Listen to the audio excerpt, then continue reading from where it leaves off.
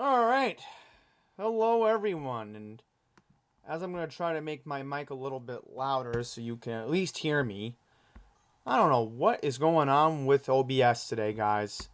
So, my volume is going to go up a little bit as you hear me going along here, but in any regard, here we are with another Saudi Arabia pay-per-view coming up this weekend, and it is, of course, Crown Jewel, which seems to always take place in the fall for whatever reason. I guess you can thank Vince McMahon before he lost complete control of the creative aspect of the storylines involving WWE. But yeah, here we are. Now, I want to mention something very important that you're seeing right here. Tomorrow, the start time will be at 1 p.m. Eastern.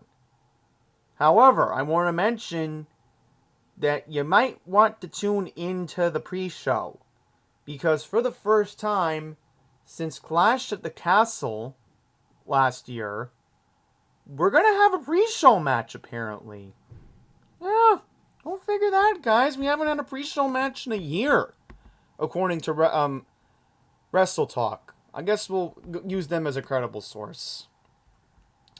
So here's our pre-show match, and apparently, this is another thing I'm happy with Triple H recently, is that he must have realized that something was wrong with the WWE website. That, for whatever reason, why in the world were the, wrestlers' faces not shown in the wrestling preview? See, that's the problem with Vince McMahon. He's such an old senile coot that he doesn't even know how to run a website. Thank you, Hunter. You know what you're doing. But in any regard, let's talk about this pre-show match with Sami Zayn taking on JD McDonough. Now, I'm going to call JD the winner here. And here's the reason why I think I'm going to go with JD McDonough winning. I think what they want to do is build a rivalry between these two. I think what they're going to do in the long run, and this makes a lot of sense here, you need to keep the interest for the Judgment Day. And I think with Monday Night Raw coming up, with the next couple of weeks going into Survivor Series, I don't know. I mean, is there a chance that the Judgment Day may form a Survivor Series team and it goes from there, and then Sami Zayn maybe teams up with Cody Rhodes or a couple other people? I mean, that's where I see this one going here. Only makes sense with Survivor Series coming up on Thanksgiving weekend. Which, think about how big November 25th is going to be, guys. Not only the fact that we're going to have the annual Ohio State-Michigan game that day, but we're going to have a WWE pay-per-view the same day. I mean, that's insane right there. So JD McDonough wins down the line. You're going to see JD McDonough on the Survivor Series team going forward. I think that's where I see this going. Okay, I don't get it here. Okay, I guess we'll go into the main card now. Let's read what we have right here on WWE.com. Bianca Belair is back, and is focused on reclaiming her WWE Women's Championship from High Flyer title holder Io Sky. Moments after an injured Belair defeated Asuka and Charlotte Flair in a triple threat match to capture the WWE Women's title at SummerSlam, the Genius of Sky emerged to cash in her Money in the Bank contract and seize the gold.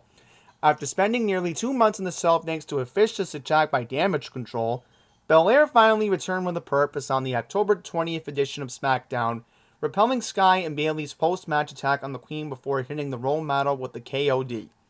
1 week later, the EST of WWE came to the squad's squared circle to reveal that she'd been granted an opportunity to retribution at Damage Control and reclaim the WWE Women's Championship with a highly anticipated showdown against the WWE Women's Champion at Crown Jewel. So, unfortunately, I hate to say it here, but I think Io is going to defend the title. Now, the reason why I'm going with Io, and a lot of people have been agreeing with me on this, is because they're still trying to slowly build up the match between Io and Bayley, where eventually Bayley's going to do something stupid, and it's likely going to lead to Bayley still being a heel Io leaves Damage Control and Io ends up being a face, they're not just going to turn Bayley into a face character again. There's too much at stake with the Bayley character, I think. And a lot of other people agree with me on that. So, that's what's going to happen down the line. As far as when the match will happen, I keep hearing it's going to happen sometime in 2024. That's what I'm hearing from people who know Triple H pretty well. They want it to happen, but it's not going to happen this year. That's what I'm hearing. So let's just go with Io winning and then see what happens. Alright, now this is a big intrigue right here. For the first time in a long time, John Cena will be in a one-on-one match. Now remember, the last time John Cena was in a match was last year on New Year's Eve. And that was a tag team match, guys. Now, obviously, John Cena's been out of work, acting work due to the ongoing SAG-AFTRA strike. And as of this video being sent out on November 3rd, 2023, the actors are still on strike. So in any regard, let's read what WWE.com has to say regarding this match. John Cena will once again journey into battle when he goes head-to-head with Solo Sikoa. Over the years, Cena has seen it all. A 16-time world champion. He has taken the likes of The Rock, Brock Lesnar, Eddie Guerrero, Kurt Angle, The Undertaker, and Randy Orton. And let's also mention the fact that he has faced Batista. I mean, I'm just thinking long-term, who has Cena faced? And Edge. Don't forget Edge. The greatest of all time hasn't... Oh, Shawn Michaels. Don't forget him, too. And Triple H. So let's put that there, too. The greatest of all time hasn't been shy about making his presence known on the mic and a guest referee, and of course, completing in the squared circle. However, Cena has been proven to be a thorn in the side of the bloodline. Since 2021, Cena has challenged Reigns for the undisputed WWE Universal Championship. So yes, this makes sense, right? That was the last time John Cena had a one-on-one match with SummerSlam 21. Now I remembered. Okay, so he has joined forces with Kevin Owens to defeat Reigns and the honorary Sami Zayn. That was last year. Defeating Jimmy Uso and Sikoa in another explosive tag team encounter and ushered in the fastest rising star in SmackDown history, L.A. Knight, yeah! To challenge Roman Reigns for his title at WWE Crown Jewel.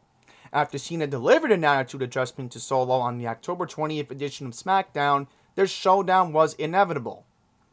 So, yeah, I knew this was going to happen. There were rumors going around from Dave Meltzer that this match probably was going to take place at the Royal Rumble in Tampa. But apparently now, it seems with the Bloodline storyline, and given the fact that John Cena may be going back to acting, you know, I think they should let Cena win. So I'm going to give the win here to Cena. And then Cena will go back to acting on his own terms. I think it would be a good way. Let's say if this ends up being Cena's last match, because for a while, or who knows how long, because depending on, you know, the actor strike ending, it might end today, it might end next week. I mean, the talks are going very well from what I've heard on that side of things. So, yeah, give Cena the win here. I think he needs it. And I think, you know, it'll be a good story, I think. You know, a lot of us don't like Cena, and I get all that. But, you know, I think you should let Cena win in this situation. There's just too much of a build-up here. And if Solo loses, then... I wonder what will happen on the November 10th episode of SmackDown then. Because I want to see Roman's reaction. I'm curious. I want to see more dysfunction with the bloodline. It could be funny to see that, you know? Okay. Next up, we got Cody Rhodes taking on Judgment Day member Damian Priest. Rhodes has never had much love for the Judgment Day. This contempt increased when Priest hit him with a low blow and put him through a table moments before interference from SmackDown Jimmy Uso paved the way for Senior Money in the Bank and Finn Balor to recapture the undisputed tag team championships from Rhodes and Jey Uso after only a 9-day reign. Priest is laser focused on ending Rhodes' story in a different way than the American Nightmare envisioned, and with the Dark faction watching his back, he can make that dream a reality. So the way I see this one going, and given how it's going to lead up to, I think, the potential match at Survivor Series with, again, Survivor Series team of Judgment Day, and then likely Survivor Series team with, Sami Zayn, Cody Rhodes, and then whatever partners they're going to have here. I don't know. Sami may lose his match, but then Damian loses his match. So, it could go either way, but I want to see Cody win here. Don't ask why, but I just want to see Cody win here and then gain momentum going into Survivor Series. I think that's a lot to be reasonable for. Okay. Now, here's a stupid match I don't even want to waste my brain cells on. Rey Mysterio defending the United States Championship against Logan Paul. Ugh. All I'm just going to say is there was a confrontation on October 20th episode of SmackDown, blah, blah, blah. Who cares? Logan Paul should stay in the boxing ring, blah, blah, blah. Yeah, Logan, go back to boxing, because it seems you're a lot better at that than wrestling at this point. Sorry. But Rey Mysterio's going to win this match. Come on. We're talking about a Hall of Famer here that's been professionally wrestling now for 35 years. Rey Mysterio's been doing this since 1988. You gotta remember, the reason why I'm dating that far back was because Rey got his start in the Indies. Alright? That was a different time in wrestling to get into. And Rey didn't get into WWE until 2002. Alright, so I'm going to go with the veteran Rey Mysterio in this situation. I'm sorry, but we're talking about somebody who's a member of my YouTube union. Give me a break. And I'm allowed to have fair criticism here. Logan does better with the YouTube channel. Logan does better with the boxing, so why are we even having this match? Sorry to waste my brain cells on this guy right here, but okay, now this is interesting here. We're gonna have a fatal 5-way match between Rhea Ripley, Nia Jax, Shayna Baszler, Raquel Rodriguez, and Zoe Stark, which I hate to be getting nervous here, but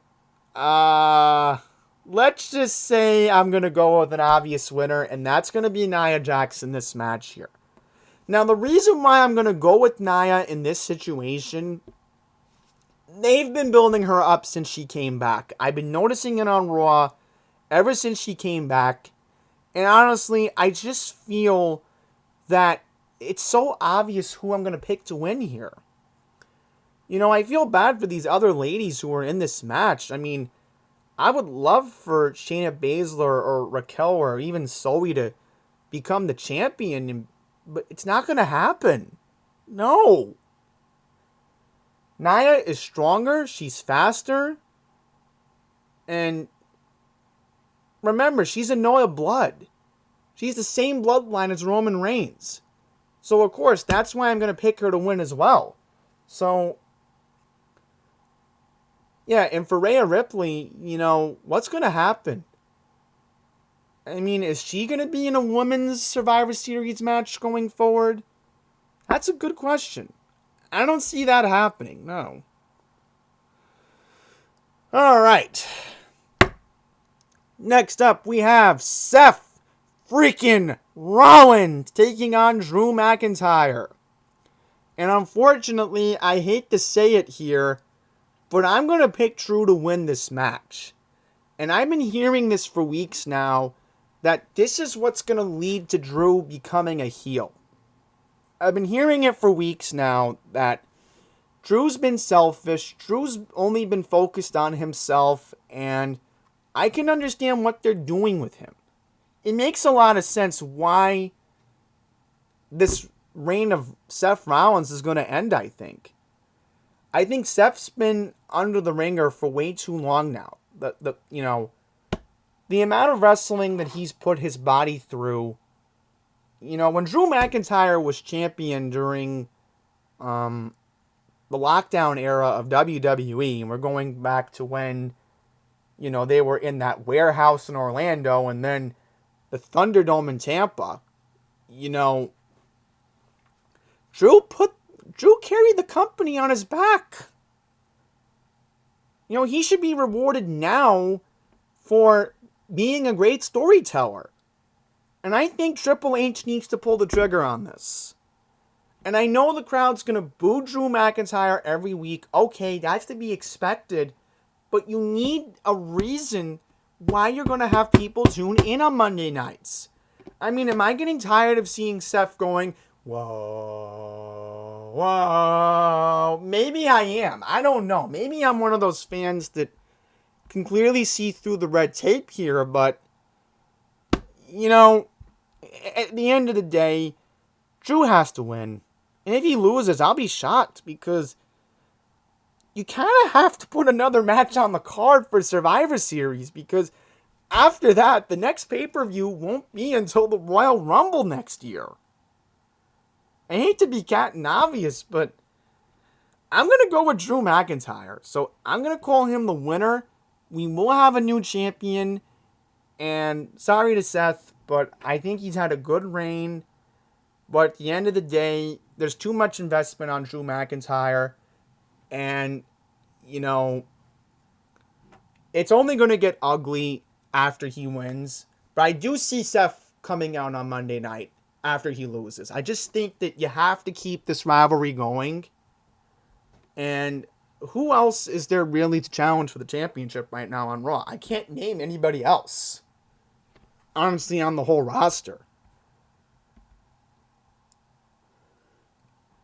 And lastly, which should be the main event here, Roman Reigns taking on L.A. Knight. Yeah! Unfortunately, he's going to lose L.A. And here's the reason why. I keep saying to myself that Roman is going to walk into WrestleMania 40 as the champion. I think we're all on the same page about that. I know this, Roman Reigns' reign has to go further into that, but I'm still going with the notion that Roman's going to lose at WrestleMania. I think that would be the appropriate time and the place for it to happen. I think Roman's starting to realize that this is getting to be too much for him already. And secretly, that's what's going on here. Now, as far as when I think the next opponent will be for Roman, it's going to be AJ Styles after this match. You have to let Roman face AJ. I'm sorry. You have to. Unless they want AJ to be the champion, I'm okay with that. LA Knight's been okay. But the problem is, I'm hearing a lot of rumors that, and this is just a rumor that I keep hearing a lot recently. There's a rumor going around that LA Knight's going to win the Royal Rumble in 2024 and possibly challenge Drew McIntyre for the championship. Meaning, LA goes to Raw because Drew is just going to be too much of a heel to not have an opponent against. That's what I'm hearing from a couple of my sources, which makes a lot of sense here. There's rumors going around that maybe Roman drops the belt sooner than we think before WrestleMania. I would like to see AJ win it, but, maybe they may save that for the Royal Rumble, or who knows? Maybe because The Rock's been out of work for a while and maybe he can't get an acting job, Maybe Triple H gives him a call and says, would you like to face your cousin at WrestleMania in Philly? I mean, I could see that becoming the case now that Cody's kind of occupied on Raw right now. Unless something changes in January, then I don't really know right now, guys. I can't make that determination. But for now, let's go with Roman winning. He will retain tomorrow. And next week, you will see AJ Styles go after Roman Reigns. Thus, I think, setting up the match for Survivor Series. So, with that being all said, that's going to go into the end of my predictions for what I think will happen for this pay-per-view tomorrow. Again, please note, the start time is 1 p.m. Eastern. But again, the pre-show will start at 12 noon tomorrow. So with that being all said, guys, thank you all very much for watching. And I will be back in a couple of weeks with my predictions for Survivor Series, which probably I'll be making on Black Friday before the Jet vs. Dolphins game on Amazon Prime Video. So with that being all said, thank you all for watching, and until the next one, please take care.